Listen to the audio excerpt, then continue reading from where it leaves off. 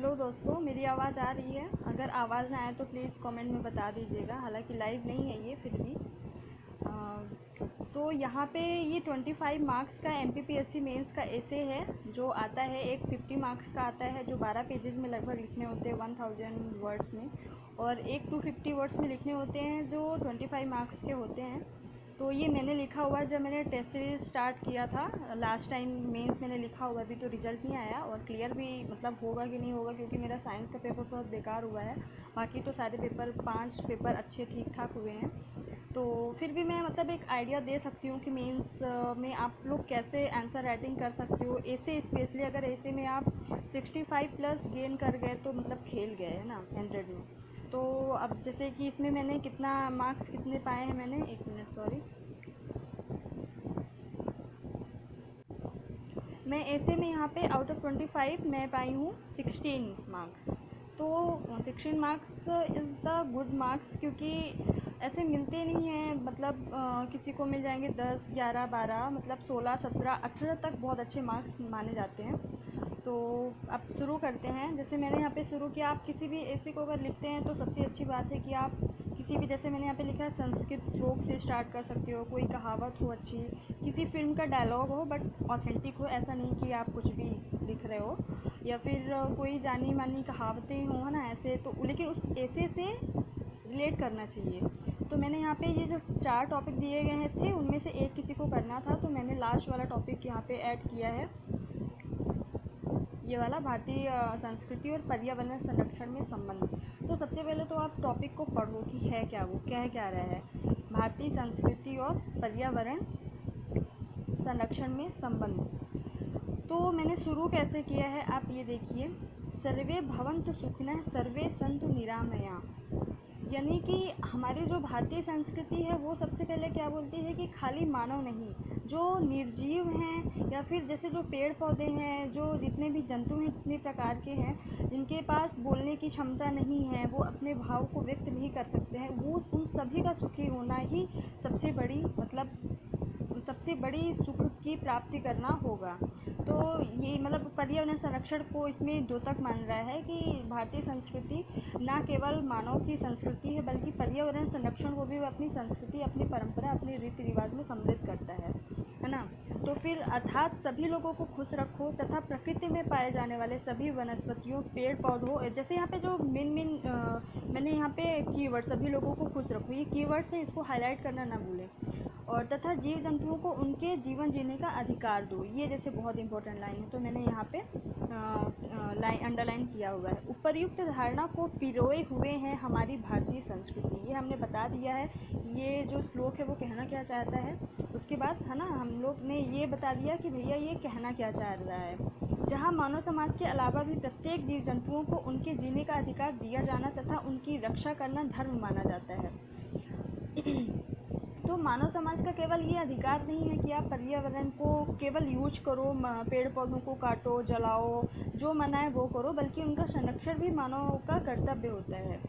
पर्यावरण हमारे चारों तरफ पाए जाने वाले आवरण जैविक अजैविक घटक होते हैं जो मनुष्य को सुरक्षा प्रदान करते हैं। अब यहाँ पे भैया पर्यावरण संरक्षण और भारतीय संस्कृति में संबंध बताना है, तो हमने पर्यावरण को एक तरीके से डिफाइन कर दिया है छोटे 2-3 लाइन्स में। अतः पर्यावरण की सुरक्षा करके मानव समाज की सुरक्षा की जा सकती है। आज मनुष्य दैनिक जीवन व कृषि से लेकर बड़े बड़े औद्योगिक कार्यों में पर्यावरण में पर्याप्त आज मनुष्य दैनिक जीवन व कृषि से लेकर बड़े बड़े औद्योगिक कार्यों में पर्यावरण में व्याप्त पेड़ पौधों का व्यापक उपयोग कर रहा है।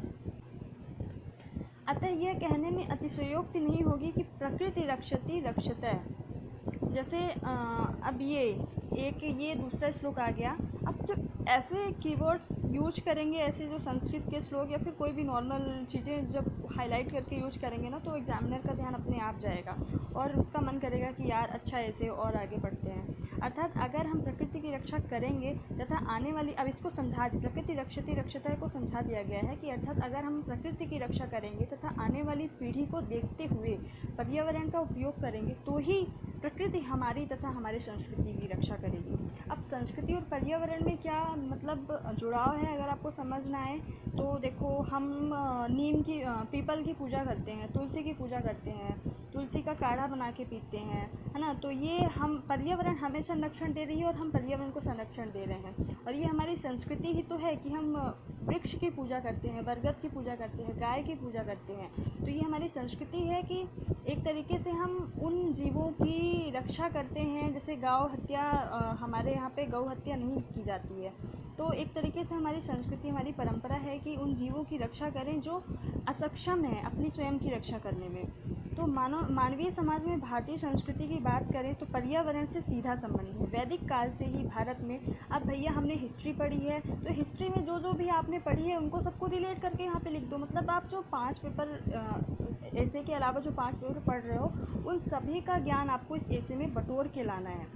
तो मानवीय समाज में भारतीय संस्कृति की बात करें तो पर्यावरण से सीधा संबंध है। वैदिक काल से ही भारत में प्रकृति पूजा होती आ रही है। जैसे अग्नि, जल, आकाश, पीपल, बरगद, मृदा या भूमि एग्जाम्पल दे दो आप। हमारी मान्यता है कि प्रकृति को खुश रखना मानव समाज का कर्तव्य ही नहीं बल्कि धर्म भी है। अतः यदि भारतीय संस्कृति को जिंदा रखना है, भारतीय कला को निखारे रखना है तो पर्यावरण संरक्षण पर बल देना आवश्यक हो जाता है। परंतु आज मानव ने अपने निजी स्वार्थ हेतु पर्यावरण क्षतिकारक को जन्म दे दिया है। अब भैया इतना मतलब इंसान इतना ज़्यादा यहाँ पे सेल्फिश हो चुका है कि एक मिनट, कि पर्यावरण की को क्षति पहुँचाया जा रहा है। अब गांधी जी कहते हैं, जैसे गांधी जी हो गए, विवेकानंद हो गए, ये राजा राम मोहन राय जी हो गए, इन सब के जितने भी आपको डेफिनेशन से उनको आप लिख के कहीं पे दीवार पे, वॉल पे कहीं भी आप रख लीजिए ताकि बार बार आप देखें और ऐसे में या फिर एथिक्स में के पेपर में आप बार बार यूज करो। तो गांधी जी कहते हैं कि प्रकृति मनुष्य की आवश्यकता पूरी कर सकता है लेकिन उनका लालच नहीं। इस बात को ध्यान में रखकर समाज में रहने वाले प्रत्येक व्यक्ति को पर्यावरण का संरक्षण करना चाहिए बजाय दुरुपयोग के। साथ ही पर्यावरण की रक्षा जब तक होती रहेगी तब तक भारतीय संस्कृति जिंदा रहेगी, चाहे वह प्रकृति पूजा के रूप में हो, चाहे आदिम समाज की संस्कृति या आयुर्वेदिक औषधियों के रूप में। अब भारतीय संस्कृति पर्यावरण से कैसे रिलेटेड है वो यहाँ पे संक्षिप्त में बताया है कि प्रकृति पूजा एक भारतीय संस्कृति है। आदिम समाज जो हमारे आदिवासी हैं उनकी संस्कृति है वो पर्यावरण में ही पूर्णतः निर्भर होते हैं। आयुर्वेदिक जो औषधियाँ हैं, है ना, तो वो सभी ये हमारी भारतीय संस्कृति और पर्यावरण में संबंध बताया। इस प्रकार हमें ये लास्ट में कंक्लूजन देना है। इस प्रकार हमें ये समझ में आ रहा है कि प्रकृति तथा मानव एक दूसरे के पूरक हैं। यदि मानव समाज को विकास की राह पर नैतिक रूप से आगे बढ़ते रहना है तो उसे पर्यावरण तथा उसके कण कण को संभाल कर रखना होगा और भारतीय संस्कृति पर्यावरण तथा पर्यावरण संरक्षण एक दूसरे के रक्षक बनकर एक दूसरे का विकास करते रहेंगे। मैंने यहाँ पे आउट ऑफ 25 16 मार्क्स गेन किया है।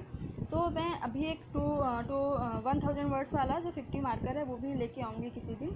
तो आप जैसे मतलब लिखते रहिए, ट्राई करते रहिए तो हो जाएगा। अभी तो मेरा खुद का मेंस नहीं क्लियर हुआ है तो अभी बहुत लोग हो सकता है मन में सोचा फिर कमेंट करें कि खुद का निकाल ले पहले फिर पता, है ना। बट ठीक है, I don't care. Okay, thank you. Please subscribe करें, ऐसे ही इंपॉर्टेंट वीडियोज़ आपके लिए आते रहेंगे। धन्यवाद।